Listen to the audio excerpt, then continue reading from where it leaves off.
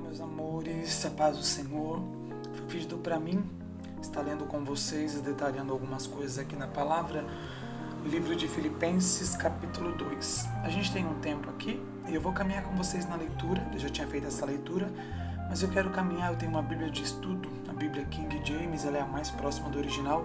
Eu vou caminhar com vocês e vocês vão gerando entendimento, mas no final eu dou um feedback e a gente vai compartilhando aqui com vocês, ok? Vamos lá então. O humilde e fraterno amor cristão. Portanto, se por estarmos em Cristo temos algum poder, algum encorajamento de amor, alguma comunhão no Espírito, alguma profunda fraternidade e compaixão, eu vou agora aqui para um adendo, tá? Da Bíblia de Estudo, que vai dizer, segundo Paulo, ser salvo é estar com Cristo, é viver dia após dia em relacionamento íntimo. As entranhas eram consideradas a sede das emoções, assim como o coração em nossos dias, com o Espírito de Cristo, nosso Salvador, o Messias. A partir desse relacionamento que amadurece e se aperfeiçoa constantemente, fluem todos os benefícios, aprendizados, experiências e frutos próprios da salvação. Tem algumas referências bíblicas aqui, eu vou passando isso para vocês mais para frente. A igreja em Filipos, de uma forma geral, demonstrava muitos dos aspectos da verdadeira vida cristã. Encorajamento, exortação, comunhão, que em grego é koinonia, cujo sentido aqui tem a ver com uma participação ativa na vitória do irmão sobre as dificuldades da vida, afeição, solidariedade, compaixão e fraternidade. Note comigo que o livro de Filipenses, quando Paulo vai escrever a carta aos Filipenses, ele está agora trazendo um direcional para uma igreja, né? Trazendo a verdadeira... Eu ouvi algo agora que eu achei muito interessante, que tem muita gente que passa um contexto que está fora da palavra, e aí ela coloca um texto da Bíblia para dizer que aquilo é verdade. E aí a pessoa dizia a respeito de que quando você vai dar um veneno para matar um rato, por exemplo, para que você entenda, você não coloca o veneno exposto, você coloca uma comida atrativa, que é o que ele gosta, o queijo, e lá você coloca o veneno, para que assim ele coma, porque aquilo ali está tudo contaminado. Então, Paulo está tratando com uma igreja que ele diz a respeito de que se alguém te oferecer um outro evangelho, isso é anátema, é maldito, porque não tem outro evangelho. Então ele vai ensinar agora a igreja a andar no verdadeiro amor de Cristo, e os Filipenses é um exemplo disso, tá? Vamos caminhar então.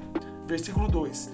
Completai a minha alegria, tendo o mesmo modo de pensar, o mesmo amor, um só espírito e uma só atitude. Paulo reforça a importância dos crentes em Cristo serem unidos em torno do mesmo propósito principal, proclamar o verdadeiro evangelho, o próprio Cristo. Não significa que todos os cristãos devem pensar igual sobre todos os assuntos, mas que deve haver humildade para aceitar as diferenças em prol de uma vida fraternal, harmoniosa e de mútua cooperação em todos os sentidos, colocar em prática nos relacionamentos a atitude de Cristo. Paulo está dizendo para a igreja sobre essa humildade, sobre esse amor fraterno que foi a proposta de Cristo na cruz do Calvário, que foi a proposta de Cristo para as nossas vidas. Devemos pensar da mesma maneira. Talvez eu pense de um modo, você pensa de outro, mas a gente tem que entender que nós temos uma única verdade. E essa verdade não é pegar um texto e dizer, eu acho isso, e colocar um texto. Não, você precisa entender que a proposta de Deus para mim e para a sua vida é amar a Deus sobre todas as coisas e o nosso próximo como a nós mesmos. Eu vou caminhar porque eu não posso prolongar muito esse vídeo, mas a gente vai fazendo essa leitura, tá? Nada façais por rivalidade nem por vaidade, pelo contrário, cada um considere com toda a humildade as demais pessoas superiores a si mesmo. Cada um zele, não apenas por seus próprios interesses, mas igualmente pelos interesses dos outros. Aqui vem o segundo tema. Cristo, sendo Deus, humilhou-se, tendo em vós o mesmo sentimento que houve também em Cristo, o qual, tendo plenamente a natureza de Deus, não reivindicou ser igual a Deus, mas pelo contrário, esvaziou-se a si mesmo, assumindo plenamente a forma de servo e tornando-se semelhante aos seres humanos. Assim, na forma de homem, humilhou-se a si mesmo, entregando-se à obediência até a morte e morte de cruz. Por isso, Deus exaltou também sobremaneira a mais elevada posição. Ele deu o nome que está acima de qualquer outro nome, para que ao nome de Jesus se dobre todo o joelho dos que estão nos céus, na terra e debaixo da terra, e toda a língua confesse que Jesus Cristo é o Senhor, para a glória de Deus Pai. Terceiro tema, dentro de Filipenses capítulo 2, agora o verso 12.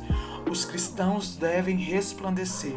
Sendo assim, meus amados, como sempre obedeceste, não somente na minha presença, porém muito mais agora na minha ausência, colocai em prática a vossa salvação com reverência e temor a Deus, pois é Deus quem produz em vós tanto o querer como o realizar, de acordo com a sua boa vontade.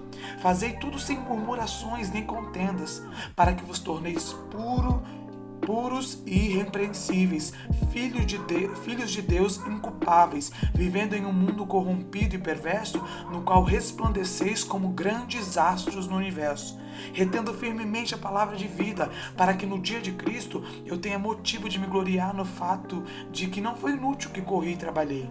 Contudo, ainda que a minha vida esteja sendo derramada como oferta juntamente com o sacrifício e o serviço provenientes da nossa fé, alegro-me e me congratulo com todos vós, e pelo mesmo motivo alegrai-vos e acompanhai-me neste júbilo. Volta aqui comigo no 16. Paulo vai dizer, retendo firmemente a palavra da vida, para que no dia de Cristo eu tenha motivo de me gloriar no fato de que não foi inútil que corri e trabalhei. Olha o adendo aqui. A frase palavra da vida é uma expressão sinônima para o termo evangelho, que os cristãos devem levar com honra, firmeza e gratidão, como um atleta nos antigos Jogos Olímpicos na época de Paulo. Então você recebeu a proposta de Cristo na cruz do Calvário, e você, sabendo que você está carregando aquilo como verdadeiro evangelho, quando nós chegarmos diante de Deus, vamos saber que não foi inútil tudo aquilo que a gente está fazendo. Vamos para o 19 agora, tem o quarto tema. Paulo envia homens de Deus. Ele vai dizer aos filipenses, tenho esperança no Senhor Jesus, de que em breve vos poderei enviar Timóteo, para que eu também me anime recebendo notícias vossas, pois não tenho ninguém que tenha esse mesmo sentimento, que sinceramente zele por vosso bem-estar, porquanto todos procuram cuidar apenas de seus próprios interesses e não se dedicam ao que é de Cristo Jesus. Entretanto, sabeis vós que Timóteo foi aprovado, porque serviu comigo na ministração do Evangelho como um filho cooperando com o seu pai. Portanto, é ele quem espero vos enviar. Tão logo tenha certeza sobre a minha situação, tendo fé no Senhor, que em breve também eu poderei ter convosco. Mesmo assim, creio que será necessário enviar-vos de volta Epafrodito, meu querido irmão, auxiliador e companheiro de lutas, mensageiro a quem enviaste para me ajudar nas minhas necessidades, pois ele tem saudades de todos vós e se sente angustiado por saberdes que ele havia adoecido. De fato, ele esteve gravemente enfermo à beira da morte, mas Deus se compadeceu dele, não apenas dele, mas igualmente do meu coração, para que eu não fosse afligido por tristeza sobre tristeza. Por isso, o enviarei a vós com mais urgência, a fim de que possais vos alegrar ao vê-lo novamente, e com isso eu sinta menos tristeza. Recebei-o, portanto, no Senhor com grande alegria, e sempre honrai pessoas como ele, porquanto ele chegou às portas da morte por amor à causa de Cristo, arriscando a própria vida para suprir a cooperação que vós não pudestes me conceder.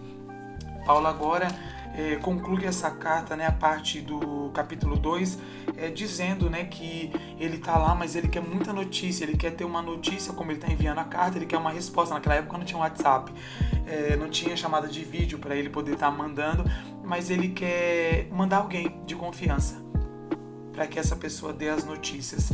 E eu quero que você entenda que Paulo, quando dá as diretrizes aos filipenses, quando ele vai dizer como que é a forma que agrada a Deus de viver, como ele diz de humildade, de fraternidade, como ele diz aqui que nós lemos nesse capítulo inteiro, falando a respeito desse amor ao próximo, ele vai dizer como que Cristo se esvaiu de toda a sua glória para se fazer homem e servir. É assim que nós devemos andar, servindo, amando a Deus sobre todas as coisas, mas cumprindo o propósito que ele tem para as nossas vidas.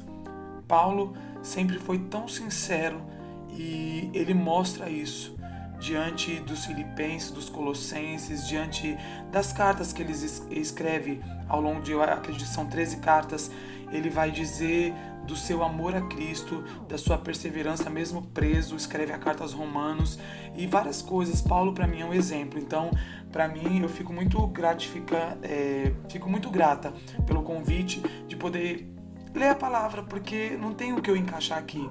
É uma carta. Talvez você pode pegar hoje e escrever uma carta para o seu amigo, dizendo do que ele tem feito na sua vida.